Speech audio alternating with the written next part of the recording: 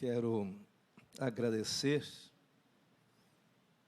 o convite para estar aqui com os irmãos nesta tarde, dizer da minha alegria em rever os colegas, os irmãos, e compartilhar sobre um assunto que é bastante complexo e desafiador, a autonomia da Igreja. Interessante que temos observado que, geralmente, os grandes conflitos na vida eclesiástica, conflitos existentes na dinâmica das igrejas, geralmente é mais motivado por lideranças do que pelo próprio povo. E é exatamente aqui que desejo chamar a atenção minha e dos irmãos para olharmos este assunto não com o nosso coração voltado aos cismas, às divisões, mas à amabilidade cristã, quando nós colocamos em prática o exercício da piedade, quando tratamos das coisas de Deus e o fazemos com devoção, com respeito, seguindo os preceitos da própria palavra, as coisas ficam bem mais fáceis. Alcançamos objetivos, alcançamos de forma melhor, de maneira muito mais eficiente, os objetivos. Na minha vida pastoral, eu aprecio muito um texto que está em 1 de Pedro, capítulo 3. Não vou ler este texto, apenas nesta parte introdutória.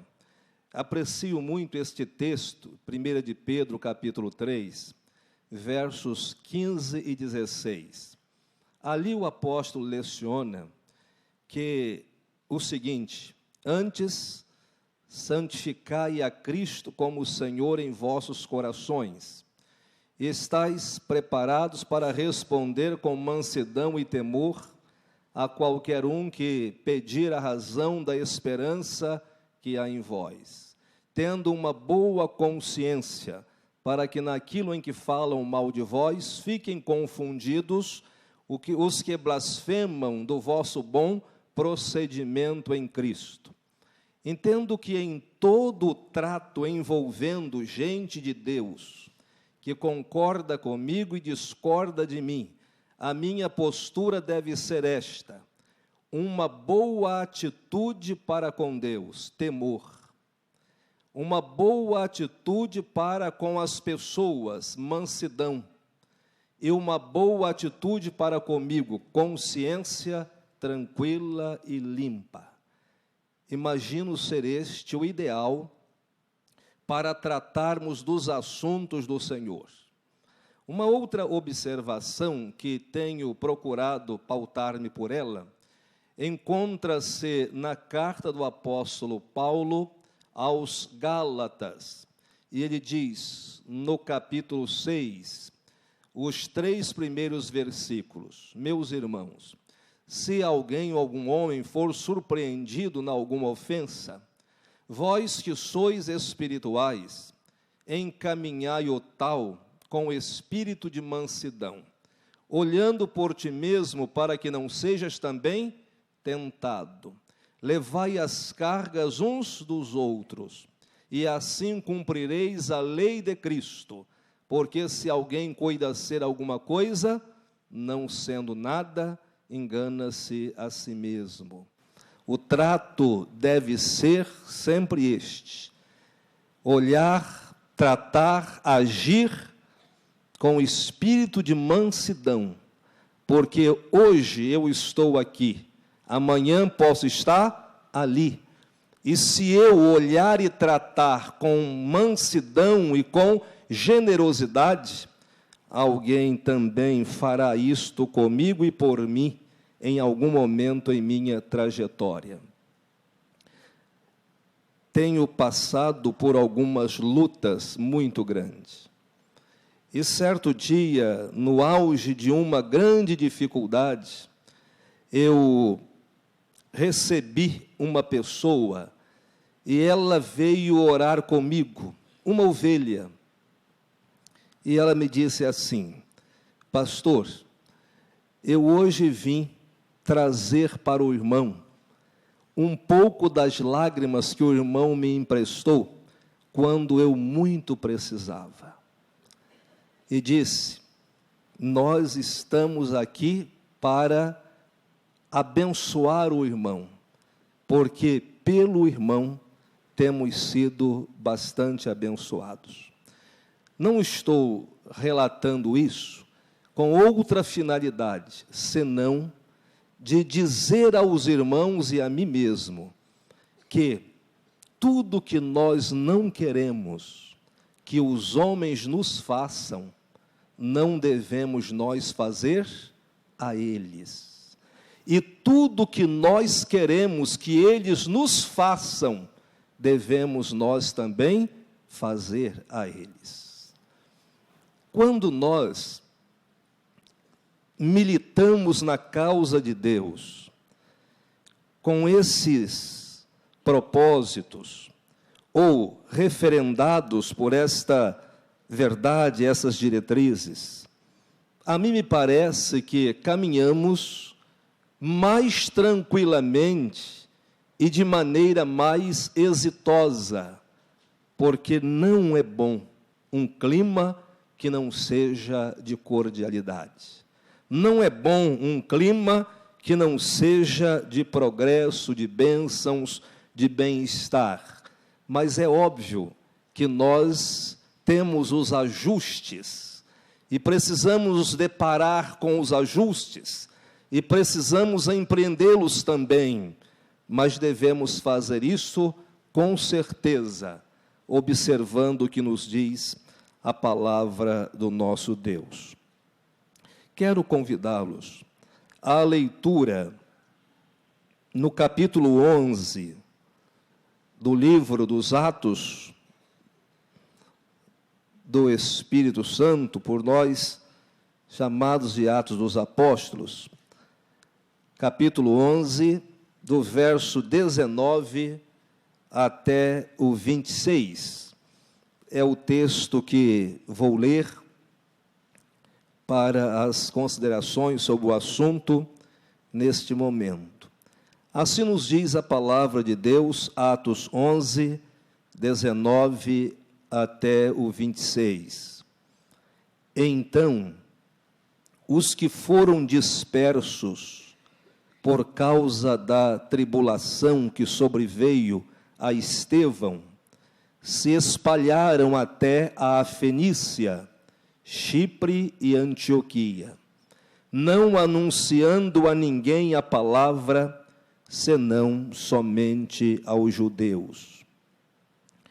Alguns deles, porém, que eram de Chipre e de Cirene, e que foram até Antioquia, falavam também aos gregos, anunciando-lhes o evangelho do Senhor Jesus. A mão do Senhor estava com eles, e muitos, crendo, se converteram ao Senhor.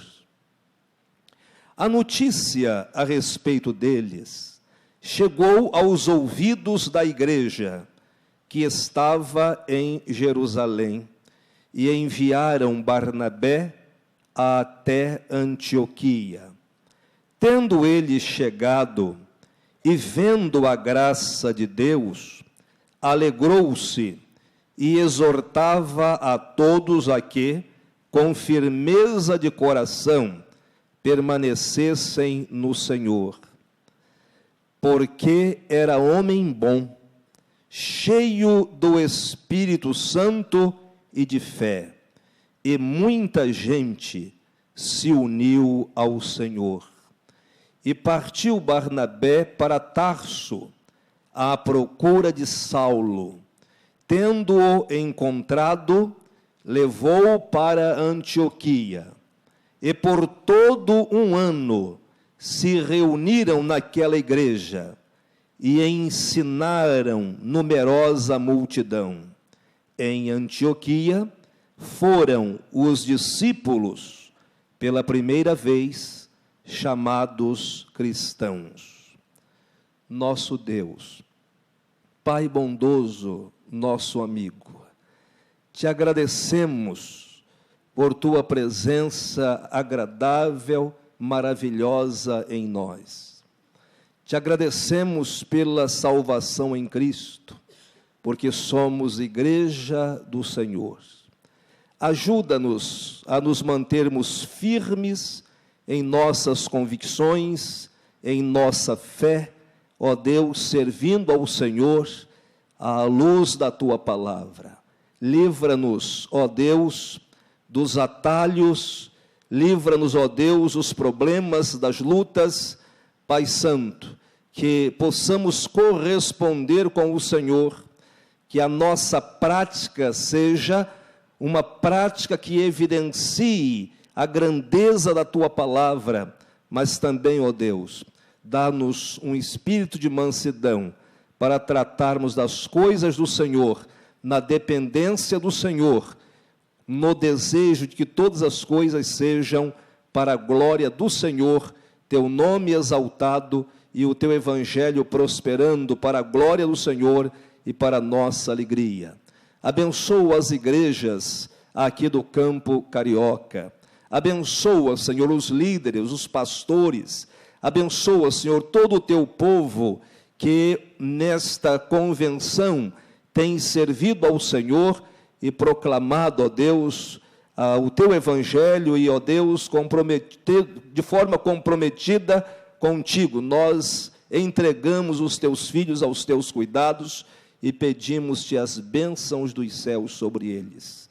Oramos, ó Deus bondoso, em nome de Jesus. Amém. A autonomia da igreja. Este é um assunto bem complexo, até porque nós não encontramos nenhum tratado sobre o assunto no âmbito denominacional. Esse assunto autonomia é discutido dentro do aspecto cooperação entre as igrejas ou cooperação das igrejas. A igreja do Senhor é o que há de mais precioso neste mundo. A igreja é a comunidade dos santos de Deus, daqueles que confessam Jesus Cristo como Salvador e Senhor, onde o Espírito habita, onde o Espírito, além de habitar, dirige e cela, motivando a comunhão cristã.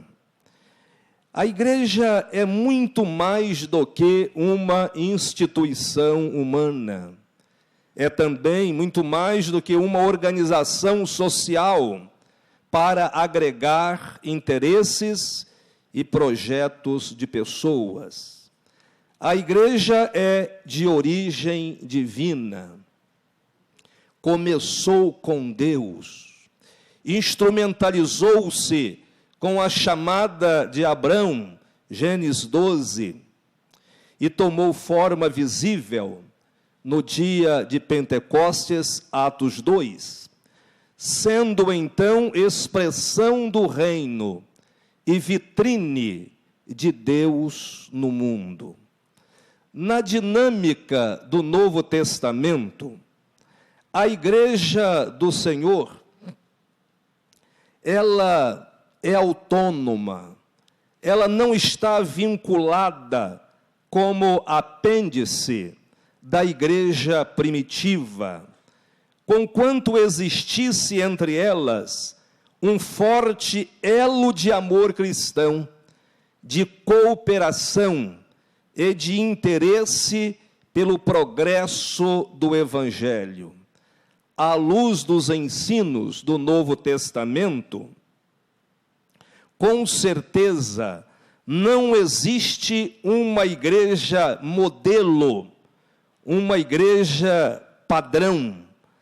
Todas as igrejas são livres e autônomas, porém, ligadas pelo vínculo do Calvário e pelo desafio da missão deixado pelo mestre da Galileia, Mateus capítulo 28, versos 19 e 20. As igrejas, elas possuem peculiaridades que as tornam diferentes umas das outras. Se nós olharmos a igreja de Jerusalém, vamos perceber as suas incursões para o progresso do reino, mas também vamos observar que ela estava bastante embasada na totalidade dos ensinos ou da doutrina ou das doutrinas dos apóstolos. Antioquia portou-se como uma igreja visionária, um povo que avançou, que progrediu de uma forma excepcional, uma igreja com uma visão missionária fantástica, que se consagrou como um referencial de separação entre a fé judaica e a fé cristã.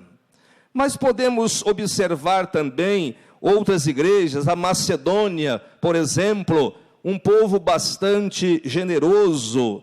Filadélfia, uma igreja que demonstrou bastante vivência com a fragilidade, mas a força do Senhor atuava em sua própria fraqueza. São, portanto, descrições de igrejas, e os irmãos conhecem bem, e toda a descrição da igreja no Novo Testamento